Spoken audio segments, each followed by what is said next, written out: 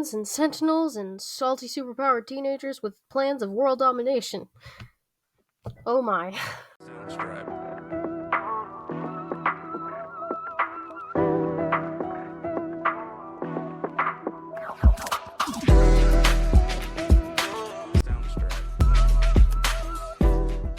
What's up, people? Welcome back to another episode of Stars and Garters. I'm Katie Pettit, and to be completely honest, I was planning on leaving you hanging for another week, because I did take last week off, and last week was a week.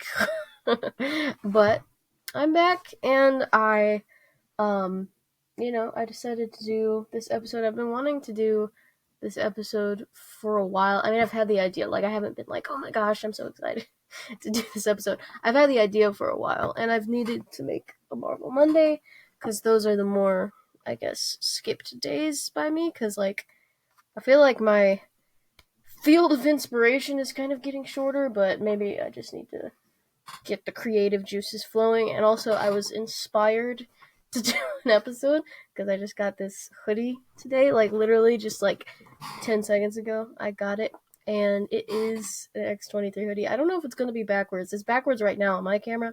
I don't know if it's going to be backwards when you see it, but I know you're probably thinking, how in the heck, what kind of chances that they have an X-23 hoodie? They don't.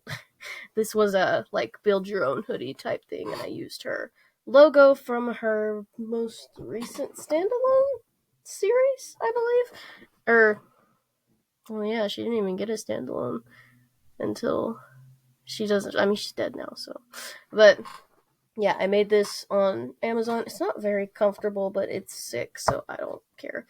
It says on the sleeves, I actually made it say she's the best there is at what she does, because, the Wolverine quote, and it's flipped. So, since I got this hoodie, and I was so hyped about it, I have been inspired to make another Marvel Monday, and go ahead and do this episode. I am kind of just gonna be doing this on the fly. I didn't make an outline for this episode. I don't think it'll cause me too much trouble, because it doesn't involve any research or anything like that. It's I'm giving you another comic book review. These are always a little more niche, so I always appreciate it when you watch through these. But I reviewed, my first comic review was the new X-Men series by Craig Kyle and Christopher Yost, I think. And I really liked that series. I enjoyed doing that review. I don't remember how well the episode did, but I don't really care. Holy moly. Sorry, you guys, I don't ever turn my phone off when I do anything, actually, not just the podcast. But, so this is a similar series, very similar vein. It's basically the same thing, except it's Avengers. So, today am going to be reviewing for you guys the Avengers Academy series. So basically, this is the little Avenger people.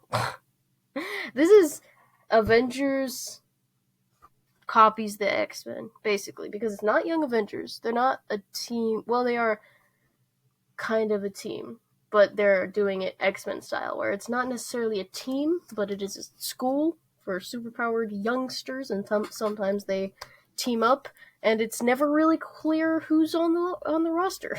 So it's basically the X-Men, but it's the Avengers now. So before we start, let me just preface this. Let me tell you a little bit about how I read comics. I almost always read comics by character.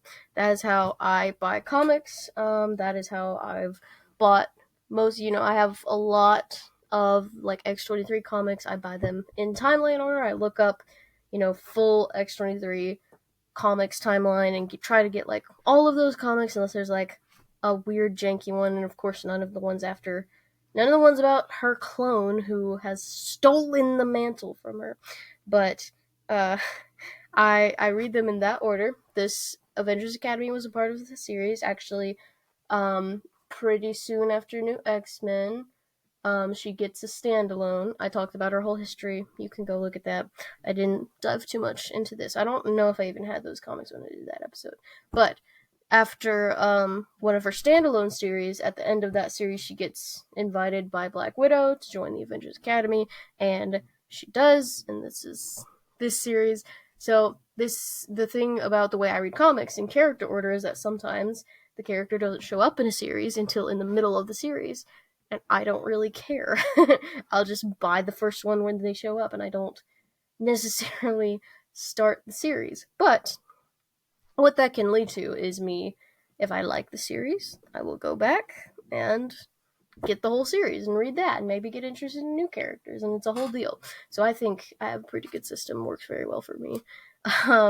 But that is where I started in Avengers Academy. These dudes and gals obviously are not we don't know them. I didn't know them. I mean, I obviously recognize White Tiger from one of those Spider-Man shows. Which one was that? The only thing I remember about it is that it also had Iron Fist, and he was voiced by Greg Sipes, who usually voiced Beast Boy and stuff.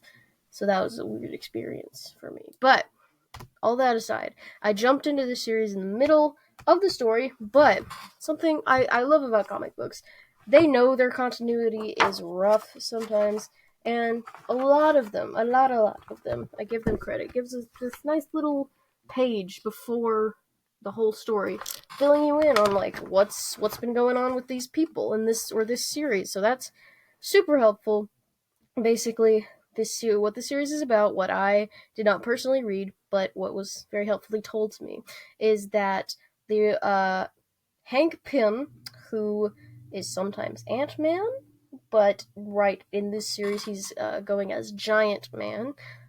He has founded the Avengers Academy to help the next generation of superhumans in the noble tradition of Earth's mightiest heroes. That's a direct quote from the book. I didn't make that up on my own. But so they've gone through their battles. They fought Norman Osborn, blah blah blah blah. They've killed some people, so they have some trauma I'm getting into, and they have found out recently that Hank picked these students to join the Avengers Academy because they were the most likely to become supervillains, so they're not happy about that. And one of the girls quit. So who am I talking about? Who are these students that I'm talking about? Well, let me introduce you guys, as I was introduced, to the students. There's a lot of them, but the main group that we're coming into, the group that has been established before I started reading these comics, we have Finesse, she has a photographic memory. I think that's her main power, is like just copying. She sees things and she can copy them perfectly. Very stoic and emotionless, a lot like X-23 at this point. So we'll get into that later. We've got a girl named Hazmat. She is essentially a human toxic spill. She has like toxic radiation coming out of her at all times, so she has to wear a hazmat suit. Thus the name Hazmat. We have a guy named Metal. He has had all the skin melted off of his body. It's like, he's got a armored shell of muscle though. Now he doesn't look great. Not even gonna lie to you. He's this dude. If you can't see, I'm sorry, but he's this dude back here. Looks a little freaky, but he's a nice guy. He's a real nice guy. He means well. We've got a dude named Reptile. He can turn into dinosaurs, all kinds of dinosaurs, not just big ones. He can turn into like dinosaur bugs and stuff.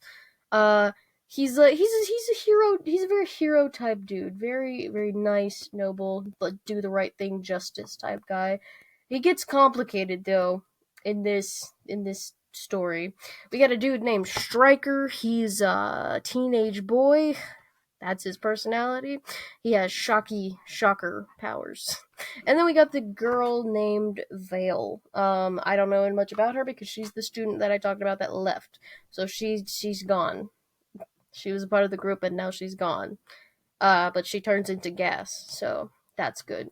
And then their teachers are obviously Giant Man, Tigra, Quicksilver, and a couple dudes that aren't even there. And then this robot named Jocasta, who I believe Hank, I don't want to call him Giant Man because that does not roll off the tongue.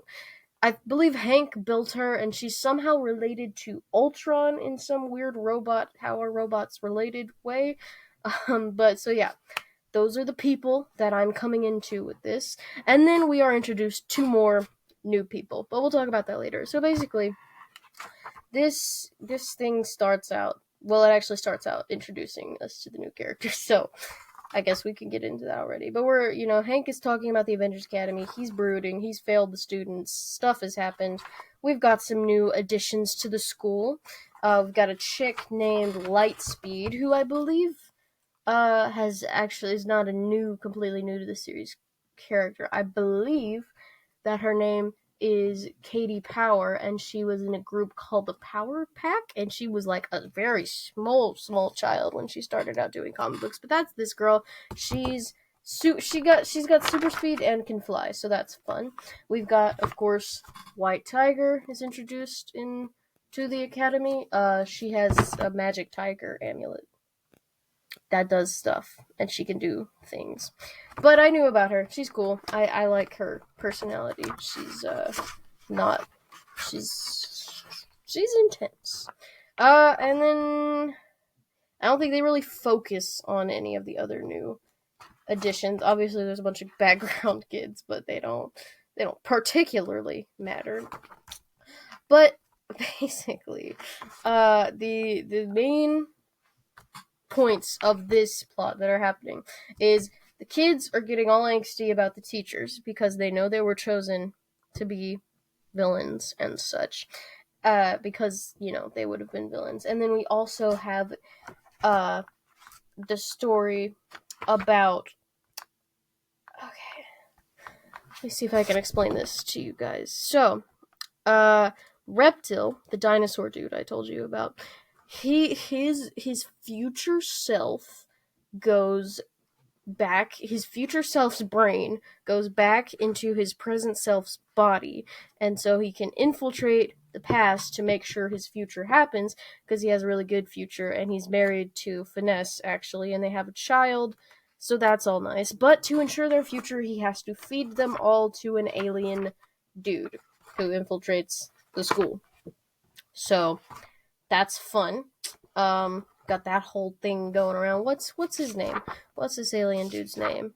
It's like what is it? The hybrid. I was right. I was gonna say it was hybrid. It is the hybrid. He's real ugly. Look at this ugly purple thing. He's not a pleasant sight to see. But so basically, Reptile is gotta lure these kids to him so he can like feed on them. He's not like actually physically eating them. He's just like feeding on their energy and blah blah blah blah. He's eventually going to eat them. That is his plan. But so Reptile is trying to feed them to the thing, and I think it's weird. So he's trying to feed them to the thing. Eventually he feels guilty about it and helps them beat the alien, but the future still exists because that's not how time travel works. So yes, obviously, I was not completely prepared for going in this plot. Oh, X-23 is in here, also. She just gets introduced, and she just does her thing, She just gets up in there and starts, making connections and getting friends, kind of. I mean, she's making acquaintances. She's, starting out in this thing. So I was not really prepared for this plot that was happening. I mean, I'm sure you guys are confused right now, because I sure as heck was. I've reread it a couple times. I generally understand what is happening. It's just like, that's pretty out there, Marvel. Not even gonna lie, especially for the children. Like that's not usually where they go. With the children. I mean, you could have made some interesting conflict for them not trusting their teachers and being the most likely to be supervillains. That, that could have been something interesting. But no, we went the route of future alien eating people. So that was an interesting route to go. I don't love it when they do those things when they go. I mean, it's superheroes. You can do really cool, awesome, spectacular, out of this world stuff that could never happen in real life, obviously. But there's like, it's just the out of the blue. Like that's wild. I don't know if it would have helped to read the books before this, because as far as I can tell, this doesn't have like that. The alien hasn't showed up before. The alien is new, and the future thing this is new as well. But that was an interesting place to go. I don't think I completely understood it. Now it doesn't end after they beat the alien. So they actually the most interesting plot was not like it was like in the near the end they had a little mini plot thing that actually goes into the rest of the series and helps out the rest of the series a lot. But there's this dude. He's gonna be important later on in the series. This is a dude named Jeremy Briggs. He's a teenager. He's a kid. But he has an interesting power. He's able to it's like molecular manipulations. I'm not sure like the bounds and stuff of it because I've never heard of this kid before, but he's able to manipulate molecules. But his main thing is that he doesn't like superheroes. He's not like a villain. He's not violently against superheroes. He just doesn't like them. He thinks they're stupid. So he has created this organization kind of thing where he's taking young superpowered people and saying, you don't have to be a superhero. You can come work for me and you can use your powers for like science and we can work on curing cancer and all this stuff.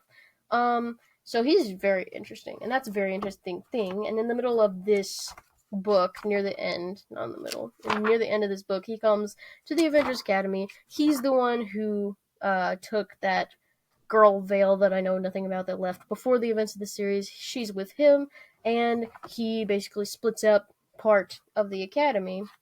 All of the dudes that I've been talking about thus far that are part of the team that's important to us, of course, don't choose to go with him because they're the main characters. But Hazmat makes an interesting deal with him. It was either Hazmat or Metal because they're dating, but they can't really do much with each other considering. I mean, they can, but they both have like trauma about being in a relationship because obviously he's not very attractive with no skin and such, and she can't really touch anybody ever because of her, being the toxic spill of a person, essentially. But it's interesting because she can touch him because of he doesn't have any skin to mess with, but she has trauma from like past boyfriends and stuff. So she makes a deal with Jeremy Briggs, and she's like, I want to go with you, but I also like it here at Avengers Academy, because Jeremy Briggs is he's really smart and he knows how to cure superpowers.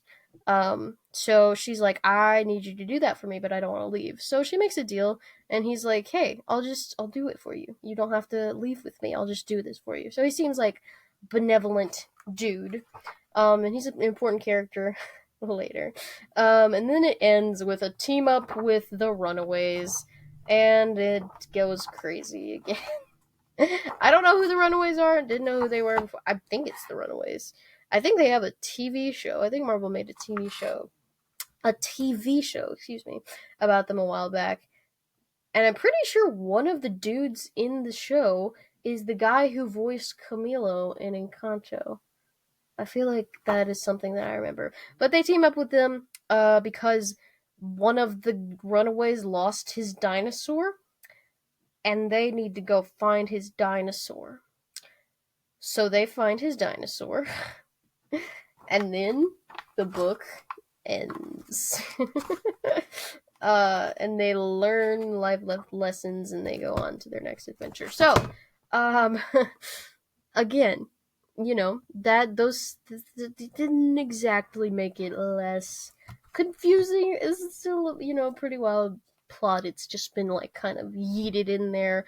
It feels a little bit like they're just throwing crazy stuff to see what sticks, which is not. I'm not crazy about. The alien thing was a little bit too far out there, and then they team up with the Runaways. I mean, the whole dinosaur thing is also very out there, but also felt like just kind of a pointless little team up thing. And it didn't do much. They have a few character building moments, but the plot is it's hard to follow. I'm not getting much of it, and I can't say too much of what I thought about it, because it's just weird. It's just weird stuff. It's not. I mean, it's not when you reread it, and like, it's not the worst thing to just understand what's going on. It's just weird. And I don't like it being super, super weird for no reason. And there's not really good reason given here. But the one thing that kept me from just being like, I don't want this series anymore, is the characters are interesting. So, which is obviously very important. We do obviously have to talk about X-23's role in all of this, because if she doesn't get something out of this, if she's just there, then I'm not going to enjoy it at all, since I bought this just because it's a part of her history. And like, just I feel like it might be weird to some people. Obviously, I don't know. It might be weird to some people that I just want to read all the comics in history. Like, what if they're like, you don't know if they're gonna be good? Why not just look for the good comics? Because like, I can't trust anybody else's opinion. Essentially, not, especially not reviews online, because those are just all over the place and insane. It's either this is the greatest book I've ever read in my life, or burn this book, it sucked. And then like, the people around me are not me.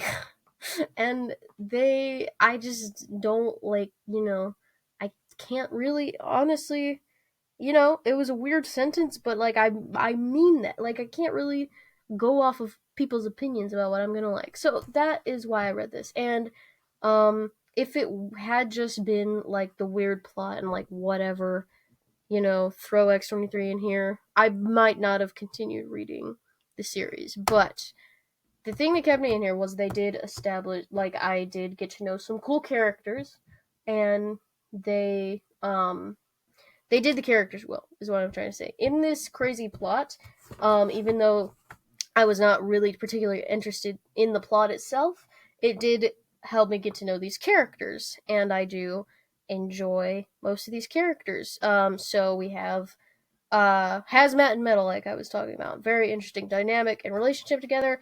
Hazmat is just like really salty and mean to everyone, and I think that's great. But like, she has feelings and such, so layers.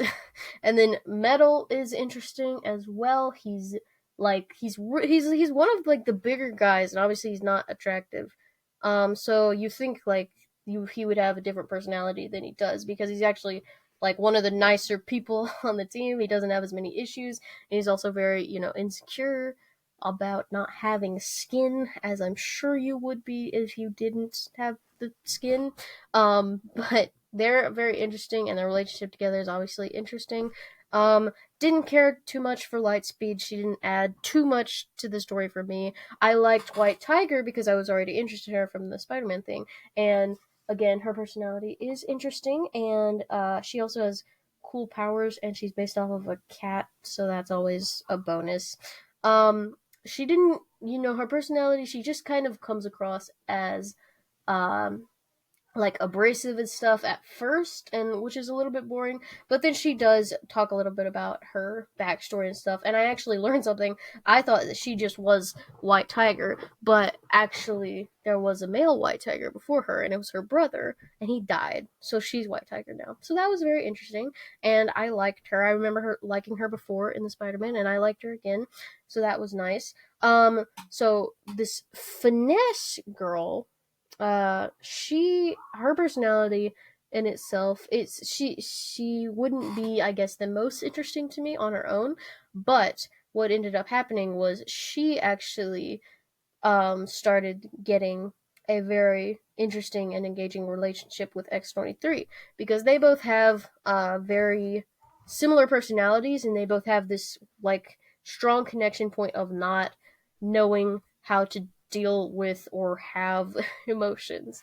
And at this point in her story, X-23 has not really met anybody like that, and she's just kind of been, most people just think she's like weird and creepy, which she kind of is. I mean, she's child assassin, still trying to get over that. So nobody else has really gotten that, but Finesse has similar struggles with emotion, and so they get to bond over that, which X-Men 3 has not had up to this point. So it was really nice to see they just, like, get to be friends because neither of them think each other is weird or, like, creepy, and they can just, you know, be friends and train together and not have to be normal to be friends. So that's really nice.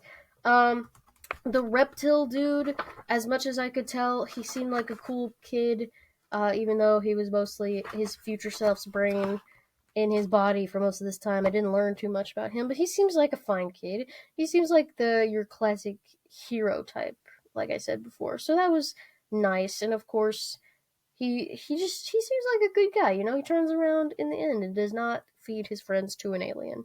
And then again, Stryker is just a teenage boy, but we have fun with it. He's, fun. So I was into the characters they introduced. I wanted to see more about these characters. The plot did not pull me in. It kind of like pushed me back, honestly, from this, but the characters kept me with this series. So indeed, I did go. I had a thought to yeet that book away from me, but I did go and purchase the next book in the series. So this is a part of Avengers Academy, but it also happens to be a part of the event Avengers versus X-Men. So that's a whole nother deal in itself.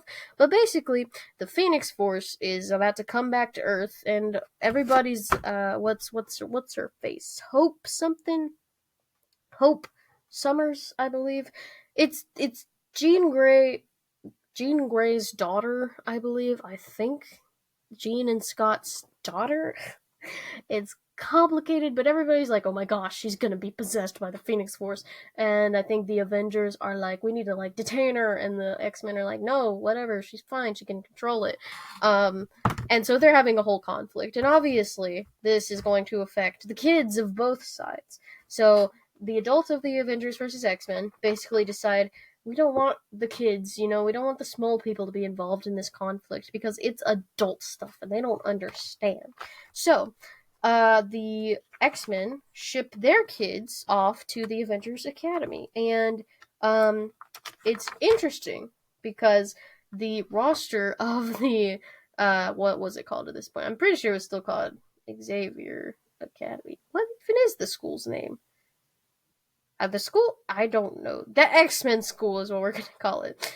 So all of those students, the roster has actually changed a lot from New X-Men. There's not a huge amount of space, as far as I know, between New X-Men and this series. But the roster has changed a bit.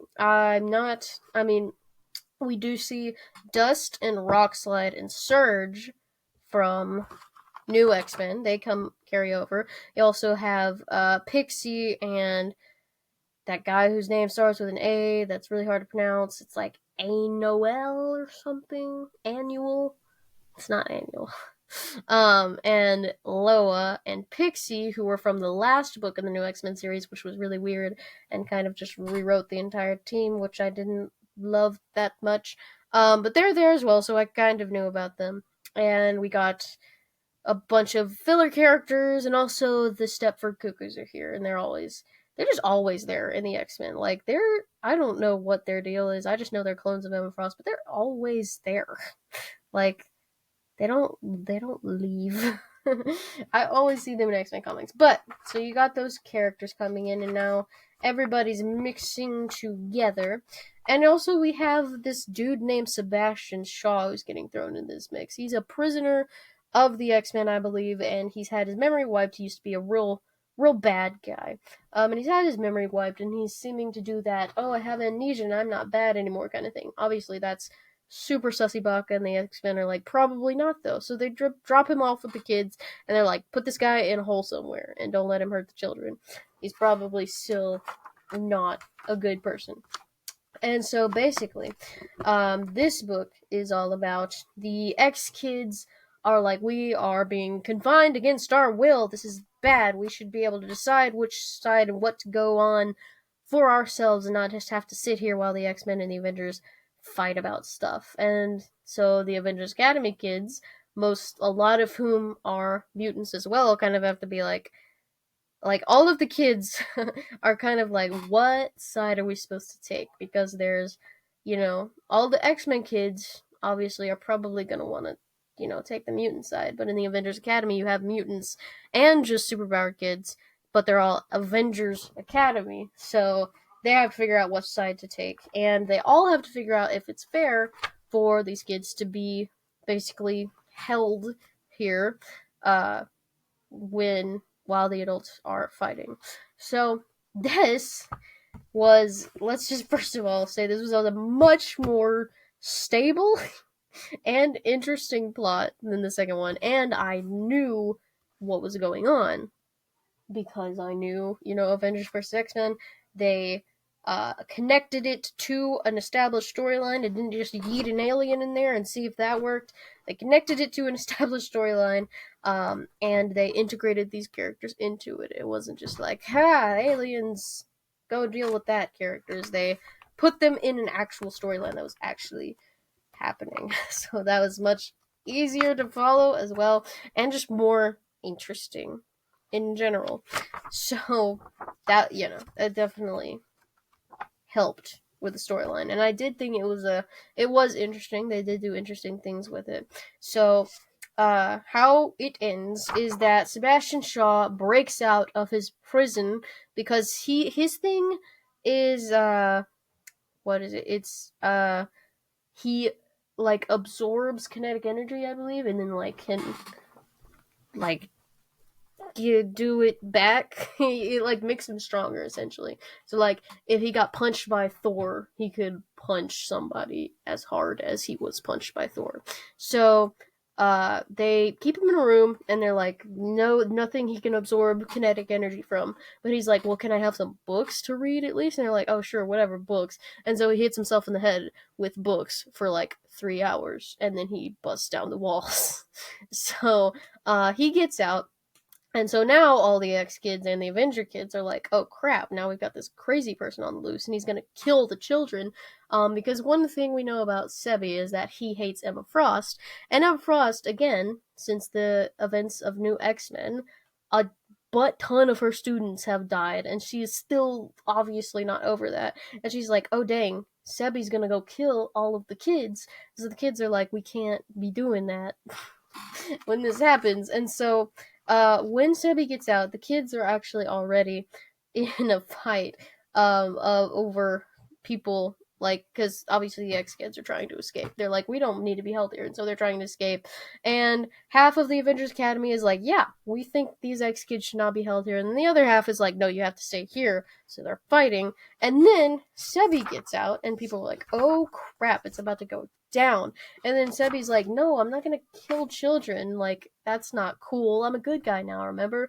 And Sebi was actually there to help free the X kids because he didn't think it was good for them to be held there either. So, basically they are like they're about to all fight and see if the X kids can go home. But all the kids who are on the X kids side, eventually they convince their teachers, and they're like, hey, this, like, this is messed up, okay? Like, we should not be doing all of this. They convince, the Avengers side, basically all the people who are trying to keep them in. They're like, bruh, like, just let us go. We're not gonna do anything. We don't really care about this whole conflict anyway. And so they convince their teachers that, they should be let go. And because they know that the Avengers and X-Men, who are very like, no, the kids have to stay, are watching them, they fake a fight where the Avengers lose and the X-Kids are able to go free. So the X-Kids do get free, and they go their separate ways. And then they have another weird little mini story at the end. Obviously this is during Avengers vs. X-Men, and during this time, 5 people get possessed by the Phoenix. Not Hope, actually. I mean, she might have eventually, but before her, or it wasn't always her. Before, like, the Phoenix Force possesses 5 people. I know it was Magic, Cyclops, Emma Frost. I can't remember the other 2. But so Emma Frost has these crazy phoenix powers, obviously, and she's going around the world killing people for mutants, essentially. Well, I don't know if she was killing people, but she definitely was destroying Sentinels. And so there's this kid at the academy. He's kind of mostly been in the background up till this point, but his name is Justin. I think it's spelled interesting. Just on. But he has a pet sentinel, basically. He says this sentinel has been reprogrammed to not want to kill mutants. Uh, and, it hasn't tried to kill mutants, but it's like he's bonded to this sentinel, like, emotionally. And so Emma Frost is on her way to kill sentinels, and she's like, I gotta kill your sentinel, kid. And he's like, you can't kill my sentinel. So the mutants, who are at the Avengers Academy are like, bro, just let her kill the sentinel. And he's like, no, I like this sentinel. And, they eventually are like, oh dang, he actually has like a weirdly deep emotional bond to the sentinel. And so they all have to kind of fight Emma Frost to protect the sentinel. X-23 gets a very interesting moment here, which we'll come back to. But, Emma kills the Sentinel, and burns its central processing unit, which means it can't be rebuilt. But, surprise, Quicksilver, who is very, like, mean and moody, by the way, in the comics. I don't think he was really like that in the movies, just in case you didn't know. He's kind of a jerk. But he does a little switcheroo, and it turns out she didn't burn the central processing unit, and they save the Sentinel, and everything's gonna be okay. And then it ends. It ends on that. So, weird way to end it, but sorry, I forgot a huge important thing. So they after the whole X-Kids debacle and also the Sentinel thing happening, the teachers of Avengers Academy are like, this is like, you guys are like in danger in a lot of ways, and they're like, we're just gonna not have Avengers Academy anymore. We're just gonna not do that, and you guys go home. So Avengers Academy kind of disbands, and that's how it ends. So they actually ended on a much more structured note than that. But overall, this book, plot way better, way more sensible, way easier to follow. Characters are still there, getting to know more about these characters, getting to see them interact with the X-Kids was very interesting, because they all have their old personalities and stuff. They didn't get to interact too much, like, one-on-one, I guess, because it was mostly, like, arguing about should the X-Kids be there. But they did actually get to bond a little, Metal is, like, we find out that Metal is Hawaiian, and he likes surfing, but he can't surf anymore because he's too thick, or something like that. Like, he just would drown. And then there's this girl who like, can tunnel through Earth and stuff, and helps him, like, surf on the Earth. So that's a whole thing that happens. X-23 gets a couple nice moments, a couple of interesting moments as well for her character.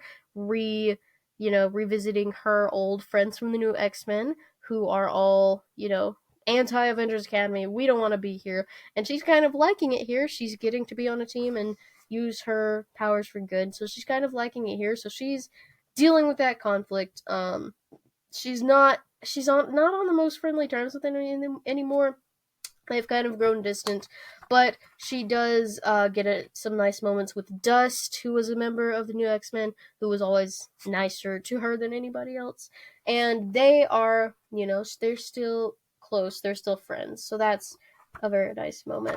And we also get a very interesting character moment for X, that actually brought something up that I didn't, think it was interesting. It was an interesting thing to be brought up. But there was this moment in her standalone series where she's, like, being shown flashbacks of her horrible experimented on child murderer past. And there was this, like, empathy test where they gave her a puppy and they were like, kill this puppy because she can't have empathy if she's gonna just be like this mass assassin. And she was like 7 years old or something.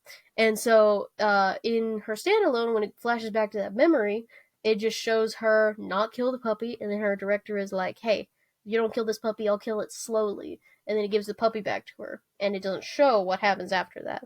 So in the Sentinel part of this book, she has like a moment. She starts out being very like, just kill the sentinel, Justin. It's a sentinel. It kills mutants. Like, let's get it out of here. So, Justin asks her if she's, or somebody asks her if she's ever had a pet. And so she thinks back to that puppy. And so she does say that she did kill the puppy, which is sad. But the reason why she ends up siding with Justin is because she remembers the puppy, which is just so interesting. Again, I did not think that moment would ever be brought up again, but here it was, and she defended the Sentinel because she remembered her puppy. So that was interesting. X-23 is getting involved in the characters, with the characters and with the plot, so that's great. She's still continuing on. But yeah, this book was way way better than the last one, I will say. I think the first one I would have given it 3 stars because the characters saved a lot of it. Plot was crazy, so no more. But 3 out of 5 stars. This one I would give 3.5. There are still some problems. All of these books, by the way, each one of these in the series is losing major star points because of gay. There is gay in these books, and it is gross.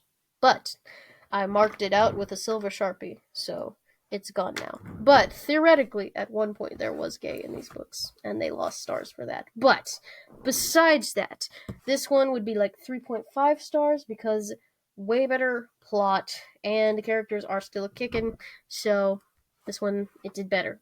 It was gooder. Got me more interested in the series, and it made me want to continue on with it. Which brings us to actually the last book in the series. So obviously there's not only 3 books in the series. Again, I'm like shaking the camera there. I started in the middle again. So there are more books in this. These 3 are the ones with X-23 in them. So this how does this one start out? I kind of forgot.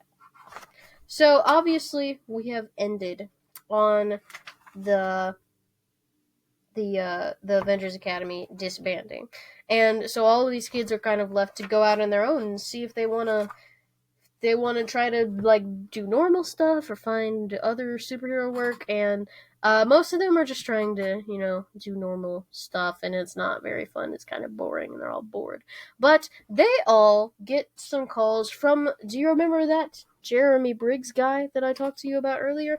The kid who can do the molecular manipulation, but is also super smart and does not like superheroes and is forming his own little organization. Well, he's back. And he has called, he's rounded up he's working with Jocasta, the Ultron robot from before. He is working with her, and he's developed, what does he call this? The cure? What is it called? The purge? The cure? What is it? I'm pretty sure it's this thing called Clean Slate.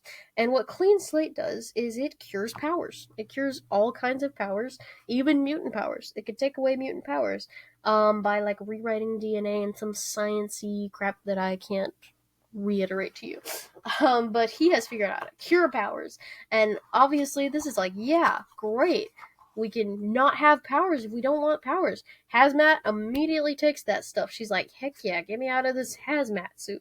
And then so does Metal. He's like, yeah, I would love some skin. So he gets some skin. Him and Hazmat are chilling. They're vibing. They're kissing. And they're having a great, grand old time. They're real happy for Jeremy. But, shame on Jeremy, because as cool as this sounds, Jeremy, he reveals a little secret that he's been hiding. Jeremy really hates superheroes, as I said before. And he's like, so, you guys, I have mass-produced this clean slate stuff, and I'm going to spray it over the whole world, so there's going to be no more superpowered anybody ever. And nobody gets a choice. I'm just going to spray it. I'm not even going to ask. And he's like, if the supers prove that they can use their powers responsibly, the adult superheroes, if they prove their responsibility to me, a teenager, I will give them back their powers. So, obviously, the Avengers kids are like, that is not cool. And so they're like, we're going to fight you if you do this. And he's like, that's a shame. Because I've been spraying clean slate on you this whole time. So their powers are all gone. And they are all powerless except for White Tiger and Reptile because they don't have superpowers. They have magical artifacts. Reptile has this thing, this gem stuck to his chest that helps him turn into dinosaurs. So, all of the all of the people are depowered, and they obviously want to fight Jeremy Briggs because he's gonna take away all superheroes ever. But they're having a little trouble with that. Not having powers and such. Jeremy goes like total savage, just rips the gem off of Reptile's chest, and that is not good. That does not help him that much. It looks pretty painful, tbh. And so Jeremy clearly has the upper hand, and so a few of the Avengers kids, obviously Hazmat and Metal, they're vibing, they're chilling, they're like, Jeremy, we want to be with you because we really like, not having our terrible, horrible powers so much. And then Stryker also joins the cause with Jeremy, and they go to be with him.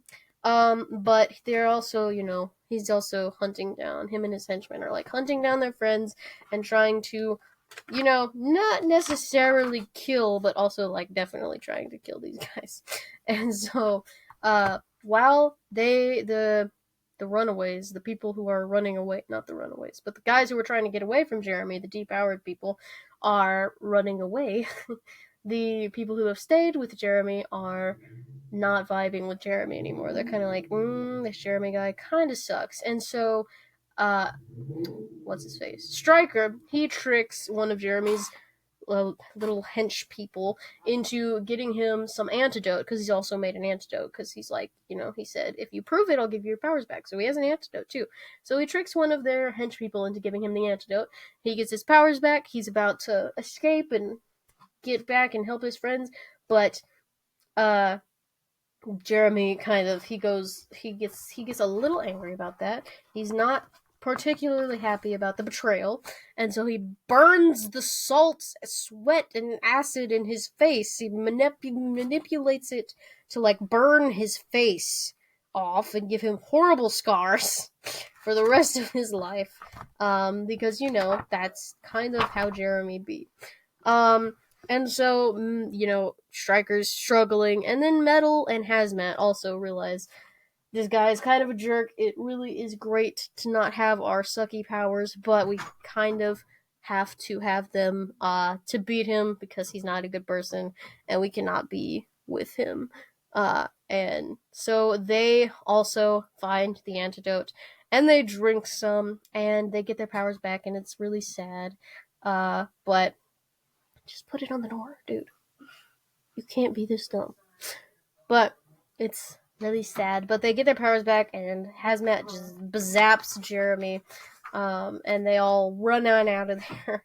And they're all reunited. They're all against Jeremy now, and it's about to go down, and they know where the antidote is. So they all take the antidote. It's like we're ready to go, and so Jeremy is at the top of the building. Of a roof of a building or something, because all good fights take place on the roof of a building, and he is currently launching his missiles, plural, full of clean slate. He's gonna disperse it all over the world and eliminate all the superheroes. So they're like, that's not good. So they go, and Lightspeed and Jocasta go and try to blow up the missiles, and then the kids who are on the roof not trying to blow up the missiles go and fight Jeremy, and they are struggling a little bit because of the molecular manipulation. Turns out to be a pretty handy superpower, and he can just like use all the acids in your body to like explode all of your body parts. So he does that a few times. He's not a good person. He starts blowing up the ground and blowing up people's organs and whatnot. Just X-23's, though, because she's the one who can heal, and you can't have anybody actually die, apparently. But he does that, and he's got the upper hand and such. But then, as X-23 is like knocked out because her stomach exploded and such. Finesse grabs her claws and she stabs Jeremy in these like important arteries. I can't remember. She just like stabbed him in an important part, and she's like, "Guess what? You're bleeding out now." So that's fun. Um, and she's like, "You can't like you're just gonna unless I like tie up your wounds right now, you are dead." And so he's like, "Okay, fine, you win. Tie up my wounds. I'll go to jail and stuff." And so as she's tying up this wound, there he's his wounds. He's like, "Guess what? I am gonna go to jail, and the government's gonna be like, wow, I love your clean slate,' and they're gonna be like, you should definitely release your clean slate everywhere because they don't like superheroes either. So even if I do go to jail and stuff, I still basically win everything." And so Finesse is like, "Yeah, that's fair. So I'm gonna let you bleed out then." And he's like, "That is not cool." And then he bleeds out and he dies. Uh, so no more clean slate. Lightspeed does succeed in blowing up all of the missiles, so there's no clean slate to deal with. Everybody seems pretty chill with Jeremy dying, except for X-23 because she was pretty solid on the no murder anymore thing, and she thinks that she like somehow killed him and didn't know about it. Finesse does not tell her that she used her to kill him. She thinks like, "Oh, I killed him. That's not fun." All the other kids are like really, really chill about the whole dying situation that's going on. But yeah, that is the main plot. That is how that ends. And then it actually ends on like another kind of random short intermission story it ends with, but it actually is more just a nice ending because they didn't try to insert an entirely new plot. They it just ends with like the Avengers and the X-Men decide to get their kids together and have a football game because they want to be a team together. They want to work together because the X-Men versus Avengers has ended at this point. They're like, let's let our schools be connected together. Let's do that. And so they have a football game. They all cheat and nothing goes well. Like they all are not good at doing the right thing. Like they're cheaters and they don't play nice. They don't play fair. So, but it's fun.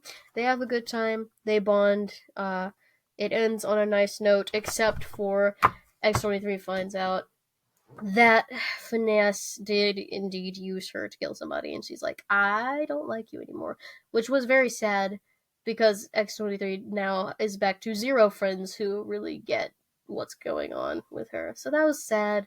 But it was, it was a good reason to do that because she completely broke her new important moral code that she had. So yeah, but besides that, it ended on a nice, lighthearted, like let's Avengers and X-Men be together kind of thing.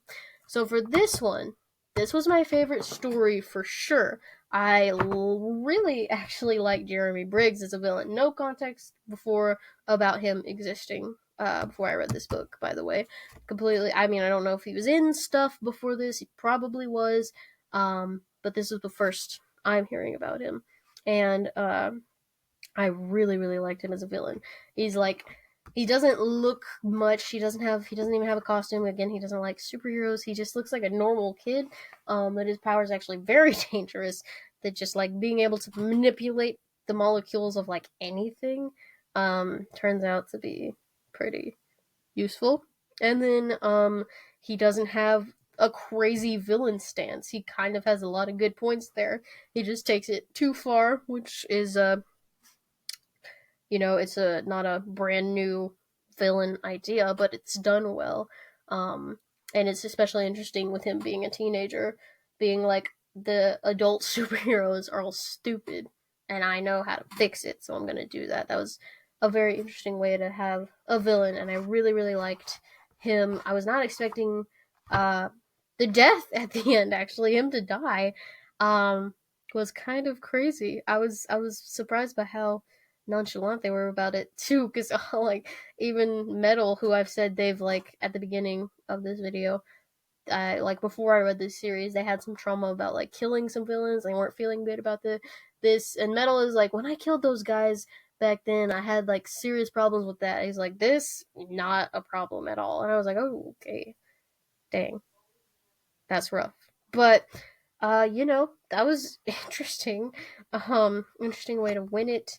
The characters are still developed, and they get to bond together and see new things about them, especially with X-23, and, not having that friend anymore was really sad, but also good development with her character. Um, so, yeah.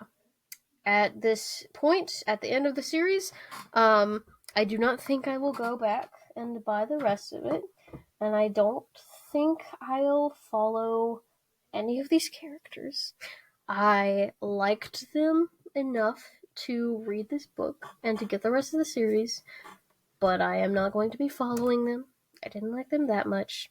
So I'm gonna leave it, as it is. I'm just gonna leave it with these books. But the last book was, I think, another 3.5 out of 5. So overall, though it's had a rough start with aliens and dinosaurs and all this craziness, I think, again, characters pulled it together. These are interesting young characters. Could have been done better. Could have not been gay for literally no reason. The plot could have been less rough in the beginning, but they had strong characters. They had strong character moments, strong relationships between characters, which carried throughout the whole series and was very, very helpful in keeping my interest in the series. And then they did have interesting plots later. So overall, I did enjoy it. I will, I'm not gonna burn them or skip them in my X-23 read through that I do. But they are definitely not my favorite comic on my shelf. They're not my favorite comic series, but I don't think they are completely an atrocity. So, there you go. That was the comic review. Comic reviews are long, you guys.